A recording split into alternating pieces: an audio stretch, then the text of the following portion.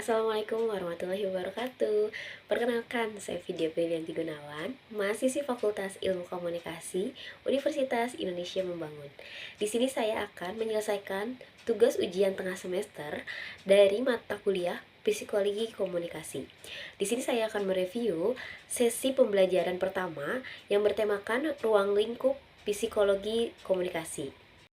Pengertian psikologi sendiri, kata psikologi berasal dari bahasa Latin, yaitu psyche, yang memiliki arti jiwa atau soul, dan logos yang memiliki arti wacana. Menurut beberapa peneliti dari Papalia dan Ols menjelaskan bahwa psikolog sendiri merupakan suatu studi ilmiah yang menjelaskan mengenai perilaku atau proses mental. Komunikasi dan psikologi tentunya saling berkaitan erat karena saking eratnya bila kita membahas proses komunikasi itu dapat ditemui dalam kehidupan sehari-hari kita.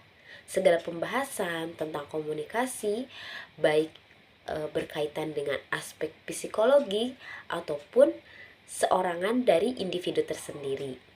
Ruang lingkup komunikasi sendiri tentunya menyentuh berbagai macam aspek dalam kehidupan manusia, seperti contohnya melamun, berpikir, mengingat, mengobrol, membaca surat kabar, saling berinteraksi satu sama lain, mengekspresikan diri, berbicara di depan publik, dan lain sebagainya. Sebagai manusia, tentunya kita tidak dapat menghindari apa itu kegiatan berkomunikasi.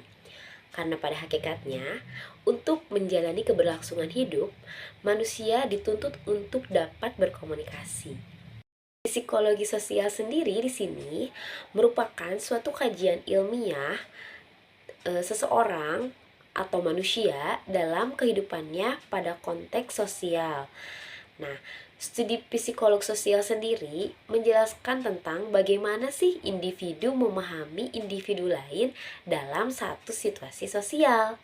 Maka dari itu, psikologi sosial menjelaskan tentang bagaimana individu merespon hal-hal atau memiliki feedback terhadap individu yang lain, dan bagaimana pula individu tersebut dapat dipengaruhi oleh situasi sosial yang ada di lingkungan sekitar mereka. Pengertian psikologi sosial sendiri menurut salah satu pakar, yaitu menurut Bapak Rahmat yang ditulis dalam buku yang berjudul Sosial Psikologi yang ditulis oleh E.I. Ross, menjelaskan bahwa psikologi sendiri sebagai ilmu yang berusaha untuk memahami dan menguraikan keseragaman dalam perasaan, kepercayaan, atau kemauan juga tindakan yang dilibatkan oleh interaksi sosial. Bagaimana terjadinya psikologi komunikasi dalam ruang lingkup sehari-hari? Yang pertama, kita harus memahami diri kita sendiri dan kemudian memahami orang lain yang ada di ruang lingkup kehidupan kita.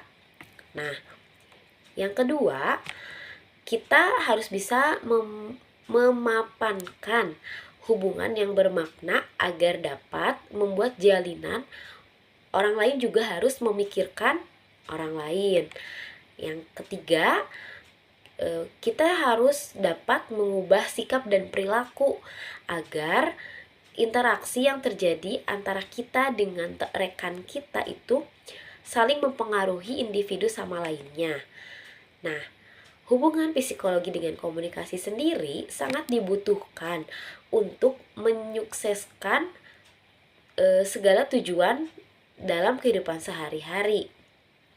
Jadi, hubungan antara komunikasi dengan psikologi itu pasti akan terus terjalin selama kita masih hidup di dunia ini. Sekian penjelasan dan review dari materi sesi 1. Mohon maaf apabila masih ada kata-kata atau penyampaian yang mungkin keliru, karena sesungguhnya di sini saya masih belajar juga. Mohon maaf sebesar-besarnya. Wabillahi taufiq wal hidayah. Wassalamualaikum warahmatullahi wabarakatuh.